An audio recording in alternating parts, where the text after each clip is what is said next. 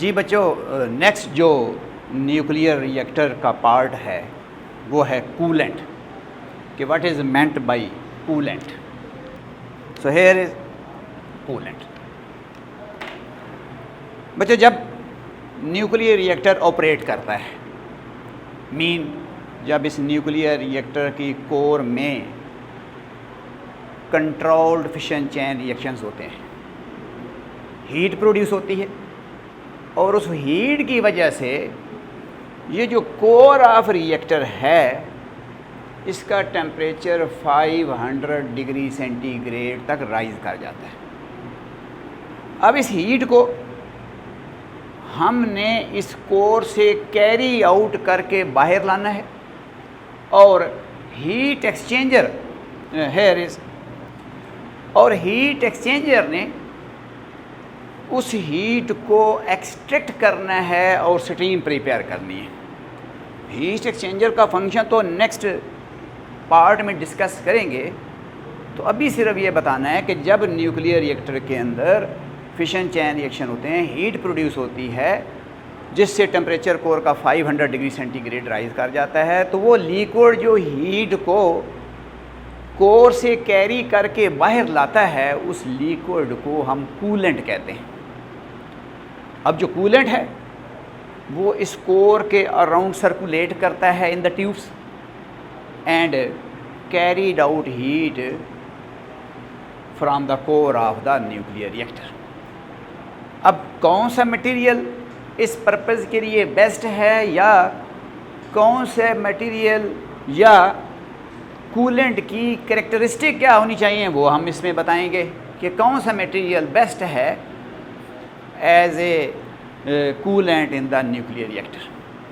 अब बच्चों ये भी ज़हन में रख लें, हम प्रेशराइज वाटर रिएक्टर पढ़ रहे हैं, तो हमारे इस रिएक्टर में जो कूलेंट है वो वाटर है एट हाई प्रेशर। अब वाटर को हाई प्रेशर पे क्यों रखा हुआ है? बच्चों आपको पता है कि जब हम किसी लिक्विड का एक्सटर्नल प्रेशर बढ़ा देते हैं तो उसका बॉइलिंग पॉइंट बढ़ जाता है। अगर अंदर वाटर नॉर्मल प्रेशर पे हो तो फिर तो वो 500 डिग्री सेंटीग्रेड से बहुत पहले बॉयल करना शुरू कर देगा और मज़ीद हीट अब्ज़ॉर्ब नहीं करेगा। इसका मतलब है कि ज़्यादातर जो हीट है वो तो फिर कोर के अंदर ही रह जाएगी। हम चाहते हैं कि जो हीट अंदर कोर में है वो कूलेंट मैक्सिमम अब्ज़ॉर्ब करे, कैरी आउट करके बाहर ले आए।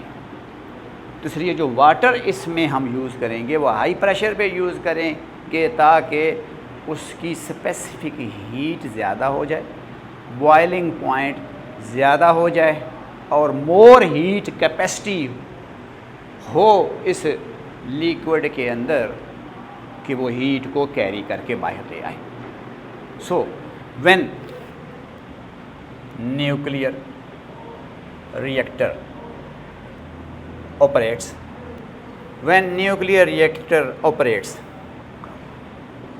a large amount of heat energy is produced and the temperature of the core rises to about 500 degree centigrade. फिर बच्चों को समझ लें, मैंने बात न्यूक्लियर रिएक्टर जब चलता है हीट प्रोड्यूस होती है, कुछ थोड़ी बहुत हीट नहीं, large amount of heat produce होती है क्योंकि फिशन चैन रिएक्शन हो रहा है। कोई एक न्यूक्लियर रिएक्शन तो नहीं हो रहा, इसके अंदर साइमल्टेनियसली बहुत सारे फिशन चैन रिएक्शन हो रहे हैं और कंट्रोल्ड मैनर में हो रहे हैं। अब बच्चों कंट्रोल का मतलब ये नहीं है कि न्यूक्लियर रिएक्टर में हर वक्त एक फिशन रिएक्शन होता है। अगर हर वक्त एक हो तब भी वो कंट्रोल है, अगर हर वक्त फिशन चैन रिएक्शन की तादाद 100 है और 100 से ऊपर या नीचे नहीं है तो फिर भी कंट्रोल्ड है। तो बच्चों जब रिएक्टर को ऑपरेट कराते हैं तो पहले इस रिएक्टर का जो रेट ऑफ रिएक्शन है वो इंक्रीज़ करता है और जिस स्टेट पे जाकर हमने इसके रेट ऑफ रिएक्शन को कंट्रोल करना होता है तो वहाँ पे जाकर उस रेट ऑफ रिएक्शन को कंट्रोल कर लेते हैं with the help of the rods earlier discussed in part 4, which are named as control rods made up of boron and cadmium. These rods absorbs the excess number of electrons. अब excess का मतलब ये नहीं है कि एक fission में 3 हो रहे हैं तो 2 excess में। भाई सपोज़ करें हम अगर चाहते हैं कि 100 फिशंस हों पर सेकंड, तो उसका मतलब है कि 1 सेकंड में 100 फिशन रिएक्शन होने चाहिए, और अगर 100 से ज़्यादा हो रहे हैं या 100 से ज़्यादा अगर न्यूट्रॉन हैं तो उनको कंट्रोल रॉड एब्जॉर्ब करेंगे। तो हम ये बोल रहे हैं कि जब न्यूक्लियर रिएक्टर ऑपरेट करेगा, यानी अंदर बहुत सारे फिशन चैन रिएक्शन होंगे, कंट्रोल्ड वे में होंगे, एनर्जी रिलीज़ होगी, तो कोर हीट अप हो जाएगी। Full stop. This heat is carried out by a liquid which circulates around the core of nuclear reactor. This heat is carried out by a liquid which circulates around the core of nuclear reactor called coolant. इस liquid को हम बच्चों coolant बोलते हैं, जो core के around revolve करता है, सर्कुलेट करता है पाइप्स में, ट्यूब में, और हीट को अब्जॉर्ब करके कैरीड आउट करता है from the core of reactor. उस लिक्विड को हमने कूलेंट का नाम दे दिया। अब यहाँ पर कूलेंट मौजूद है बच्चों, हम एक सिस्टमेटिक डायाग्राम दिखा रहे हैं, सिर्फ इतना बता रहे हैं कि इस रीजन में क्या क्या है। एक्चुअली अरेंजमेंट्स हम नहीं दिखा रहे, कोर के अंदर बता रहे हैं। कंट्रोल रॉड होते हैं, फ्यूल होता है, सेफ्टी रॉड होते हैं, मॉडरेटर होता है, और इस कोर के अराउंड रिफ्लेक्टर्स होते हैं, और इसके अराउंड कोर के हीट को कैरी आउट करने के लिए लिक्विड होता है जो सर्कुलेट करता है। उस लिक्विड को कूलेंट कहते हैं। अब best coolant must satisfies the following condition, कि जो आपका अच्छा कूलेंट है उसमें क्या कंडीशनें होनी चाहिए। The best coolant should be of the following properties. अच्छे कूलेंट में कुछ प्रॉपर्टीज़ होना ज़रूरी हैं। वो प्रॉपर्टीज़ बच्चों ज़रा अंडरस्टैंड करें कि वो क्या है। Number 1, high thermal conductivity. Number 2, low viscosity. Number 3, high specific heat mean high boiling.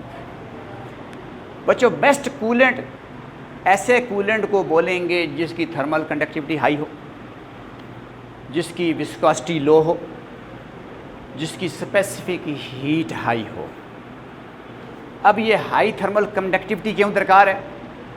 भाई बच्चों इधर से कोर में जो कूलेंट आ रहा है, इधर से जो वाटर आ रहा है, पंप पानी जो अंदर भेज रहा है वो ठंडा है, उसका टेम्परेचर कम है, और जिस रीजन में वो जाकर सर्कुलेट करने वाला है उधर टेम्परेचर 500 डिग्री सेंटीग्रेड है। अब इस कूलेंट की थर्मल कंडक्टिविटी हाई होनी चाहिए। इट मीन्स हीट कंडक्ट करने की, हीट अब्जॉर्ब करने की एबिलिटी उसमें ज़्यादा होनी चाहिए। ये नहीं कि अंदर कूलेंट जाए और सैर सपाटा करके वापस आ जाए और हीट को भी अब्जॉर्ब ना करे। तो अगर तो आपका कूलेंट लो थर्मल कंडक्टिविटी रखता है तो जाहिर है वो अंदर से सर्कुलेट होकर आ भी जाएगा, very little amount of heat just carry out करेगा। तो फिर वही बात, एनर्जी तो फिर इसके अंदर सरप्लस होती जाएगी। It means it results into a large explosion. तो हीट को कैरी आउट करना है, कूलेंट ऐसा हो जो हीट अब्जॉर्ब कर सकता हो, गुड कंडक्टर हो हीट का, तो इसको हम बोल रहे हैं कि कूलेंट की थर्मल कंडक्टिविटी हाई होनी चाहिए। दूसरी बात, कूलेंट की विस्कोसिटी लो होनी चाहिए। इसका मतलब क्या है? कि जो अंदर ट्यूब्स हैं, जो पाइप्स हैं जिनमें ये कूलेंट सर्कुलेट करता हुआ आ रहा है, उन पाइप के अंदर ये इजीली फ़्लो कर सके। दूसरे लफ्ज़ में विस्कस नहीं होना चाहिए, इसकी विस्कासिटी कम होनी चाहिए, इसको फ़्लो करने में किसी किस्म की रुकावट, हर्डल नहीं होनी चाहिए। ये नहीं कि अंदर लिक्विड जाए और पाइपों में ही जाकर जाम हो जाए, आगे सर्कुलेट ही ना कर पाए। ज़्यादा विस्कासिटी है तो फिर ज़ाहिर है जब इधर से लिक्विड एंटर होगा अंदर ही चला जाएगा तो एक सर्कुलेशन नहीं होगी, हीट कैरीड आउट नहीं होगी। उसका मतलब है कि हमारा जो कूलेंट है उसकी विस्कासिटी लो होनी चाहिए, स्पेसिफिक हीट आई होनी चाहिए। स्पेसिफिक हीट का मतलब क्या है, या हीट कैपेसिटी का मतलब क्या है? Heat absorbed per unit temperature, यानी एक कूलेंट के अंदर हीट अब्जॉर्ब करने की एबिलिटी क्या है, वो कितनी हीट अब्जॉर्ब कर सकता है। कुछ लिक्विड हैं जिनकी स्पेसिफिक हीट लो होती है, तो वो तो सपोज़ करें वेरी लिटिल हीट अब्जॉर्ब करें तो उनका temperature many degree centigrade rise कर जाता है। और अगर स्पेसिफिक हीट ज़्यादा होगी तो मोर हीट अब्जॉर्ब होगी, तब टेम्परेचर 1 डिग्री सेंटीग्रेड जाकर कहीं राइज करेगा। तो इसका मतलब है कि हमारे लिक्विड की स्पेसिफिक हीट आई हो। और आपको ये बताया है कि हाई बॉइलिंग पॉइंट करने के लिए आपको बताया है कि जो कूलेंट है उसको हाई प्रेशर भी देते हैं, वो हाई प्रेशर भी होता है ताकि बॉइलिंग पॉइंट हाई हो जाए और more and more heat coolant carry out करके ले आए। तो usually ordinary water is at high pressure is used as coolant. आम तौर पर ये जो आम पानी है, जो आम वाटर है, वो हम यूज़ करते हैं हाई प्रेशर पे एज ए कूलेंट। इसीलिए जो प्रेशराइज्ड वाटर रिएक्टर्स हैं वो ऐसी जगह पे इंस्टॉल किए जाते हैं जहाँ पर पानी की फरावानी हो, किसी दरिया के किनारे, किसी नहर के किनारे, समंदर के किनारे हम प्रेशराइज्ड वाटर रिएक्टर की इंस्टॉलेशंस करते हैं। क्योंकि अगर ज़रा गौर से देखें, हमें वाटर एज ए कूलेंट भी चाहिए, हमें वाटर या heavy water as a moderator भी चाहिए, हमें वाटर कंडेंसर में चाहिए। किस पर्पज़ के लिए? जो स्टीम है उसको दोबारा वाटर में कन्वर्ट करना है, तो हमें लार्ज अमाउंट ऑफ वाटर चाहिए इस पूरे सिस्टम के ऑपरेशन में।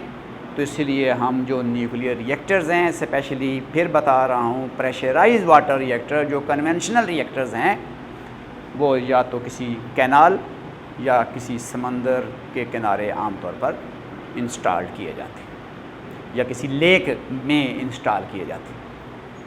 The next part of the reactor is that is heat exchanger. Number 7, heat exchanger का फंक्शन बच्चों मैंने स्लाइटली डिस्क्राइब किया है कि जो हीट कूलेंट कैरी आउट करके ला रहा है, हीट एक्सचेंजर उस हीट को एक्सट्रैक्ट करता है और स्टीम प्रोड्यूस करता है। और जो स्टीम का टेम्परेचर होता है that is about 300 degree centigrade. Heat exchanger absorbs heat from the coolant and produces steam at 300 degree centigrade. कि जो हीट एक्सचेंजर है, कूलेंट जो हीट कैरी आउट करके ला रहा है from the core of nuclear reactor, उस हीट को absorb करता है फ्रॉम द कूलेंट से एंड प्रोड्यूसेस स्टीम, और स्टीम प्रोड्यूस करता है। अब ये जो स्टीम है ये फिर इस टरबाइन को ऑपरेट कराती है। The steam operates the turbine. कि जो स्टीम है वो टरबाइन को ऑपरेट कराएगी। The shaft of turbine is connected to AC generator. कि ये स्टीम जो हीट एक्सचेंजर से आ रही है वो टरबाइन में जाएगी, टरबाइन मैकेनिकल एनर्जी प्रोड्यूस करेगी, स्टीम टरबाइन को ऑपरेट कराएगी। और जो टरबाइन का शाफ्ट है बच्चों, शाफ्ट किसको बोलते हैं? एक कनेक्टिंग राड को बोलते हैं, जो घूमता है और उसके साथ जो चीज़ अटैच होती है फिर वो घूमती है। जैसे हम ये सीलिंग फ़ैन को देखें तो ऊपर एक राड लगा हुआ है, नीचे मोटर है और आगे इसके विंग्स लगे हुए हैं। अब वो जो राड है उसको हमने फ़िक्स किया हुआ है, मोटर घूम रही है। अगर मोटर को फिक्स कर दें तो फिर राड रोटेट करेगा। अब जो राड होता है जो रोटेट करता है मैकेनिकली, उसको शाफ्ट कहते हैं। So the steam operate the turbine and shaft of turbine is connected to AC generator. In this way the heat which is produced here is converted into electrical energy over here for the peaceful purpose and the benefits of mankind। अब इसका मतलब बच्चों हमने ये देखा है कि जो न्यूक्लियर रिएक्टर के अंदर रॉ एनर्जी है वो एक्चुअली हीट एनर्जी, उसको ड्यूली प्रोसेस किया जाता है, उस हीट एनर्जी को रिएक्टर से कैरी आउट किया जाता है with the help of coolant. Heat exchanger उस हीट को एक्सट्रैक्ट करता है, स्टीम प्रोड्यूस करता है, स्टीम टरबाइन को ऑपरेट कराती है, टरबाइन जनरेटर को रन करवाती है और इलेक्ट्रिकल एनर्जी प्रोड्यूस होती है। It means different energy changes involve हैं इस पूरे प्रोसेस के अंदर, जो systematically various part of nuclear reactor role play करते हैं इसमें। So in this way heat energy is converted into electrical energy. तो इस तरह से जो हीट रिएक्टर में प्रोड्यूस होती है वो इलेक्ट्रिकल एनर्जी में कन्वर्ट हो जाती है। Now the last part of the assembly of nuclear reactor, that is radiation shielding. Number 8 radiation shieldings. बच्चों जब न्यूक्लियर रिएक्टर के अंदर फिशन चैन रिएक्शन होते हैं तो इसके अंदर रेडियो आइसोटोप्स प्रोड्यूस होते हैं जो रेडियो एक्टिव रेडिएशंस एमिट करते हैं। अंदर न्यूट्रॉन्स भी हैं जो डीके करते हैं और हार्मफुल रेडिएशंस एमिट करते हैं। मैं बता रहा हूँ कि जब यूरेनियम फिशन करता है तो बेरियम, क्रिप्टॉन, स्ट्रोनिशियम, ज़ीनान, ये हाईली रेडियो एक्टिव आइसोटोप्स हैं जो हार्मफुल रेडिएशंस एमिट करते हैं। तो जो लोग रिएक्टर पे काम कर रहे होते हैं, रिएक्टर को ऑपरेट कर रहे होते हैं, उनको इन रेडिएशंस के जो हार्मफुल बायोलॉजिकल इफेक्ट्स हैं उनसे बचाने के लिए इस रिएक्टर को प्रॉपरली सराउंड किया जाता है with the help of the absorbing materials. अब एब्जॉर्बिंग मटेरियल में लेड वॉल्स होती हैं, आयरन की थिक वाल्स होती हैं, कंक्रीट की थिक वाल्स होती हैं जो रेडिएशंस को ऑब्जर्व करती हैं। So in order to save the working persons from the harmful biological effects of radioactive radiation, the nuclear reactor is properly shielded by absorbing materials, for example lead, iron and concrete, etc. In order to save the working persons from the harmful biological effects of radioactive radiation, the nuclear reactor is properly shielded by absorbing material such as lead, iron और concrete की thick walls surround करती हैं जिससे working person उन radiation के जो harmful effects हैं उनसे वो महफूज रहते हैं, किसी किस्म का कोई बायोलॉजिकल अफेक्ट्स, बायोलॉजिकल अफेक्ट हैं बच्चों, दो तरह के अफेक्ट होते हैं, एक टेम्परेरी होते हैं, दूसरे परमानेंट होते हैं, यानी सोमैटिक अफेक्ट भी होते हैं और जेनेटिक अफेक्ट भी होते हैं। तो हर तरह के अफेक्ट से बचाने के लिए साइंटिस्ट को इन अफेक्ट से बचाने के लिए न्यूक्लियर रिएक्टर को सराउंड किया जाता है with the walls of the absorbing materials. अब एक्चुअली तौर पर प्रॉपरली सराउंडेड का वर्ड मुझे यहाँ पे लिखना चाहिए, properly surrounded by absorbing material. Shielding तो लोगों के लिए है, लेकिन रिएक्टर को सराउंड करते हैं अब्जॉर्बिंग मटेरियल से। अब बच्चों न्यूक्लियर रिएक्टर के वेरियस पार्ट की वर्किंग को आपने अंडरस्टैंड किया, लेकिन न्यूक्लियर रिएक्टर को successfully controlled fission chain reaction में ऑपरेट कराना it is not too easy.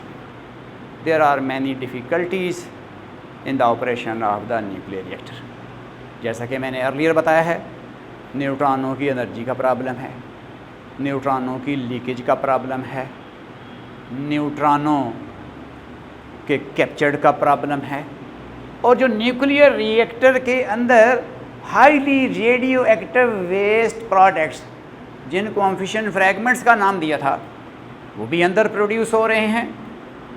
तो उन वेस्ट प्रोडक्ट्स को यहाँ से लीव आउट करना और फिर उनको प्रॉपरली डंप करना, ये भी एक प्रॉब्लम है। चूँकि हम उन तमाम चीज़ों को एड्रेस नहीं कर रहे, कुछ प्रॉब्लम हमने इसके ऑपरेशन में रिकॉल किए हैं कि न्यूट्रॉनों की एनर्जी का प्रॉब्लम मॉडरेटर से करते हैं, न्यूट्रॉनों की लीकेज का प्रॉब्लम को सॉल्व रिफ्लेक्टर से कर लेते हैं, और जो न्यूट्रॉनों की कैप्चर्ड का प्रॉब्लम है उसकी भी टेक्निकल सॉल्यूशन्स मौजूद होते हैं, जो कि हम यहाँ पर डिस्कस नहीं कर रहे। हमारे सिलेबस का पार्ट जस्ट एक कन्वेंशनल न्यूक्लियर रिएक्टर के वेरियस पार्ट्स को इंट्रोड्यूस करना। अब ये जो न्यूक्लियर रिएक्टर हम बच्चों पढ़ा है, एक तो ये एनर्जी पर्पज़ के लिए होता है, दूसरा रिसर्च पर्पज़ के लिए होता है।